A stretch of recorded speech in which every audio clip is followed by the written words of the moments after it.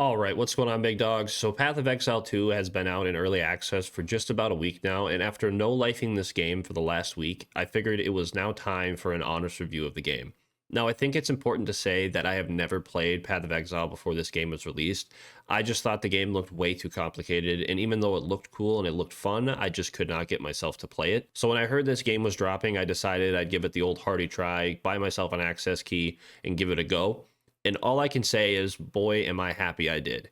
This game, at least in my opinion, is the best ARPG I have ever played. Like, we used to call games like this a Diablo-like or a Diablo clone, but now I think we're going to be comparing new ARPGs to this game, and we're going to be calling them Exile-likes. Hands down, one of the best 30 bucks I have ever spent. So let's go over what makes this game so good, because there is a lot, and then let's go over some of the bad of the game, which there is not a lot of. And personally, I don't want this video to be over an hour long, so I'm going to try and keep it short. So let's go ahead and dive into this. So I want to start out with the obvious, and that is the gameplay and the graphics. The graphics, as you can see on screen, are just absolute perfection in every way, in a dark and twisted kind of way. This game nails the dark gothic horror vibes on absolutely everything. It felt like entering Elden Ring for the first time all over again with just how beautiful and scary this game looks and feels. Like, if you've seen me on stream, I have openly screamed a few times from some wild and dark looking enemies just jumping out trying to kill me. You start out the game almost being executed, and when you wash up on shore, and almost right away, you have these just dirty looking zombies trying to kill you. It's absolutely beautiful.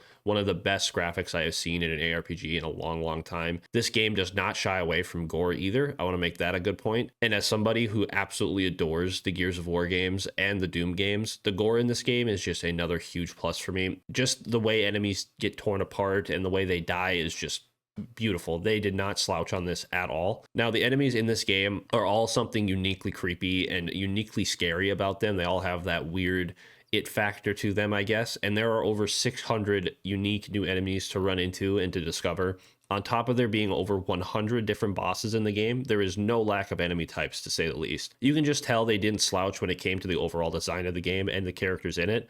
I seriously cannot say enough good about the graphics of this game, but I want to move on to the actual gameplay and why it's also just as good. So I did decide to go back and play about 3 hours worth of the original Path of Exile, and from the experience that I had and from doing research for this review, it seems that they basically did a full gameplay overhaul, and almost everyone has absolutely loved the changes. I love the dodge roll mechanic and just how crisp the game feels. The game is on the harder side for sure, but I've never felt like the game is the reason I've died in it. It always felt like when I died, it was because I did something wrong or I just had not figured out the attack patterns of the enemies yet, or the bosses specifically. Never once did I feel like the game caused me to die. However, I did see people complaining about being stuck in corners by enemies, but they quickly patched that out this week, so hopefully that will no longer be an issue for anybody. And it was something that I personally never ran into, and I'm not good at this game by any means. I seriously cannot say enough good things about the gameplay right now. I could go on for an hour on just how much fun it is to play this game. But before I get ahead of myself, let's move on to the story of the game, because this is where I feel like people could dock some points, because although the story isn't bad, hell, I'd even say I call it a solid story, it definitely isn't something that you're going to pay much attention to, especially after your first playthrough. It does its job to keep you at least somewhat interested in it, but it was clearly not the focal point for the game. It's a serviceable story for sure, but like I said, after you play through it once, you'll probably just skip through all the dialogue the next time you play through it. Now, I'm not going to spoil anything in this video because I do actually want people to experience it on their own and form their own opinions, but for me, it just feels like the story is missing a few things, but it's definitely not bad by any means. I don't want to give off the wrong vibes here. And now the final thing I'd like to talk about is the systems in this game, and this is probably going to be the longest section because there's a lot to explain here, and just how this specifically could turn people away, but I don't think it should. The game systems from your skills to your leveling is a bit different than how normal ARPGs work. So normally, as we all know, when you level up, you would get to, put points into like strength or, endurance, that type of stuff, and you'd get to pick a new skill, or you'd get to, level up your character by doing more damage or something like that. But this game plays it a little different. In order to actually get your skills, you need to find skill gems, and depending on the level of the skill gems, that is the level of the skill you're able to unlock or level up. So skill gems are extremely important. Now, it's not saying leveling isn't important, because the max level is 100, and as you level up, you're able to add points into like health, into damage, into your different attributes, whether it be strength, intelligence, or dexterity, and all sorts of different things. But it definitely seems like the game leans more towards how you use your skill gems and what what skills you are actually using than your actual level. So if you have a poor class setup, you're not going to be doing as well as somebody who has a good class up, even if they're a lower level than you. So it's a little bit confusing at first, and I think that it's a lot to take in, and they don't exactly do a great job of explaining how all of it works.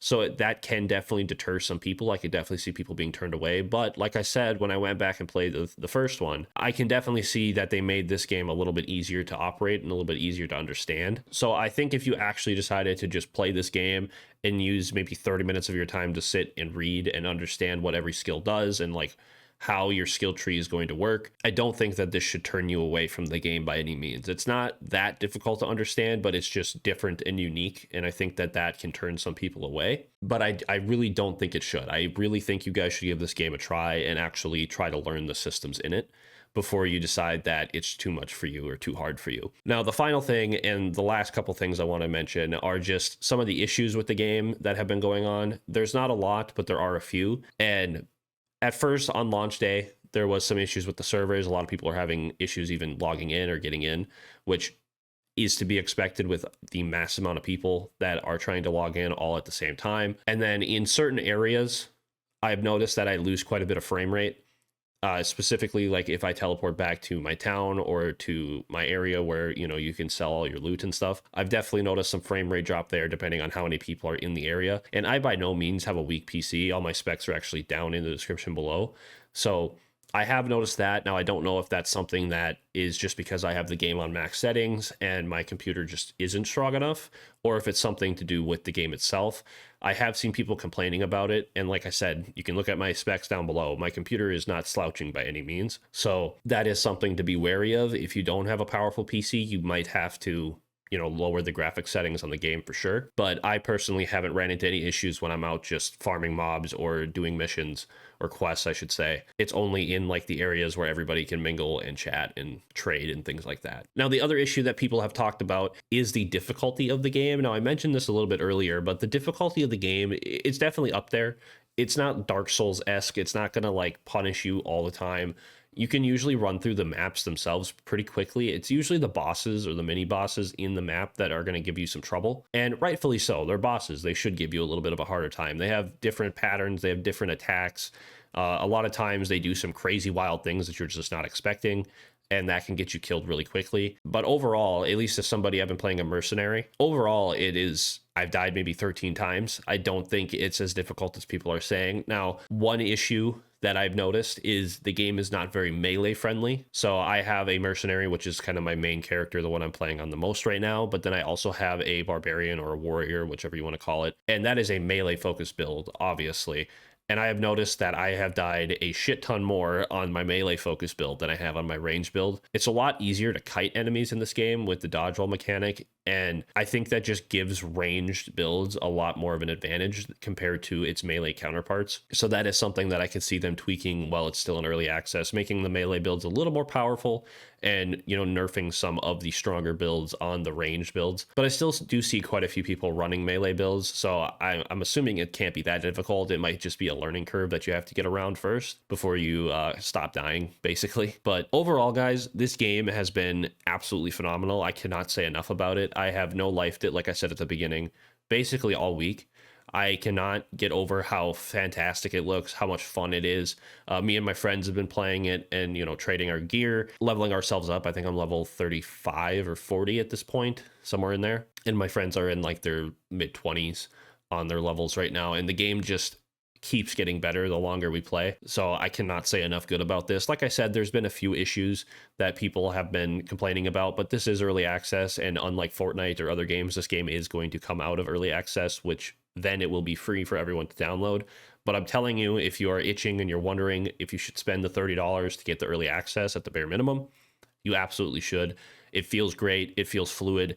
It feels responsive. The game looks fantastic, like I said.